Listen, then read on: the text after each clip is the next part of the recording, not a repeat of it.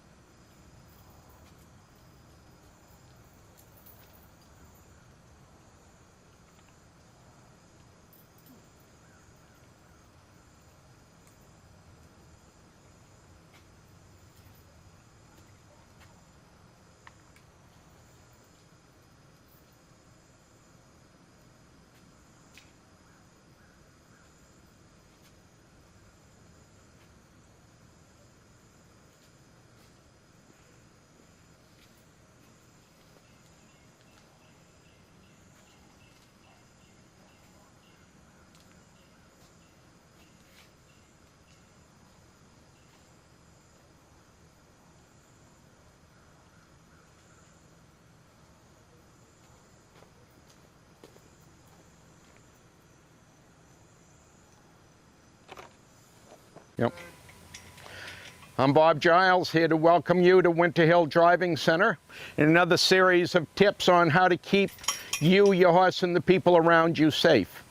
My friend helping me here today is a Norwegian Fjord by the name of Donnar, owned by Shelia Tweddies in New Jersey.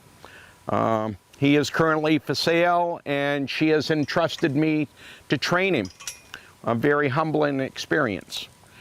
Now, the 3 cardinal rules when it comes to driving that are never ever broken under any circumstances is, 1, you never ever remove the bridle from the horse when he is attached to the carriage. Number 2, you never ever under any circumstance remove the reins from the horse while he is attached to the carriage. You have to remember, you are the first person in the carriage, you are the last person out. You never let a person remain in your carriage while the horse is attached to the carriage without someone on the lines. Now, if you notice, we have kept the halter underneath the bridle. This is strictly for training. It's something you would never ever do in the show ring, but if I have a problem out on the trail, equipment breakage, whatever, I need to be able to bring the horse home. So the halter stays on just for in case of emergencies. Now, the other reason we keep the halter on is you notice that Donnar is attached to a hitching rail. The hitching rail takes the place of a person standing in front of him. Some of the worst accidents that I've seen have been people trying to hitch to a carriage in midair. Very, very dangerous situation. This is his safety post.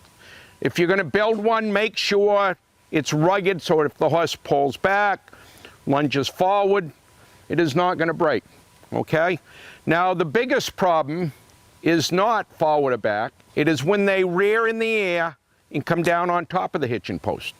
That is why I have well casing. That is the only thing that I have found that will hold. If you have a 1-ton horse, rear up and come down on top of this, will not break. You notice that I've got 6x6s for my corner post. They hold up fine. I've never had one break. But the hitching post itself, this is their security blanket. They always know they are safe here. No one can hurt them. No one is going to bother them. This is what they look forward to, coming to be hitched or coming here to be unhitched. Now I'm going to have my son Jeff come up and assist me as I'm going to release the horse from the hitching post and drive off. So Jeff, could I have you up here, please? Now, some rules that are going to take place when this happens. Once I pick up these reins, this horse is listening to me. So, no words are spoken once I pick up these reins. Now, what I am going to do, I'm going to do a once-over, making sure all my buckles are buckled and in place. Nobody else's responsibility for safety other than the driver. So you're responsible for every single buckle that is on this horse and carriage. What's that rope, Bob? Okay, now what we have done, because this is a training facility, we have a kick strap in place, which utilizes the breeching on the horse. If I suspected that he was going to kick it all, I would have a double kick strap, one going over the top of his hip. But in this case, since he's been driven for about 6 months now, this is just a little insurance. This is, if he wants to kick at the carriage, he has to pick the carriage and me up also. So it's just a little lead line attached to the breeching. It'll make sure that he can't get his foot over the shaft. He can't get his foot over the dash. So with that in mind, I'm going to mount my carriage. Again, once I pick up these lines, my groom knows not to speak because the horse is now listening to me. So I'm going to make eye contact with my groom. I'm going to nod. That tells him release the animal. Doesn't say let go of the animal, it says release the animal. He's going to look back at me, he's going to nod, okay? And that's going to tell me my animal is free. Now his job is not to run back and jump on the carriage. His job is to stand there and watch me as I drive away. And he will be the secondary check that all the buckles and everything is in place. As I drive past him, he will step on the back of the carriage and it will go out for training. So, thanks for joining us today. Have a great day. Here at Winter Hill Driving Center, we're going out in the woods. Come to me. Yup.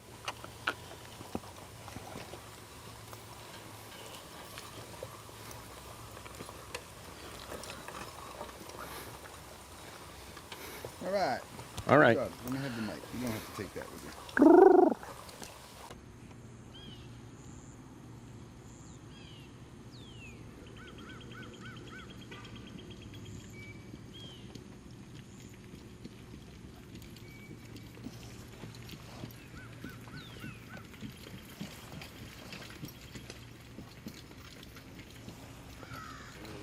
No.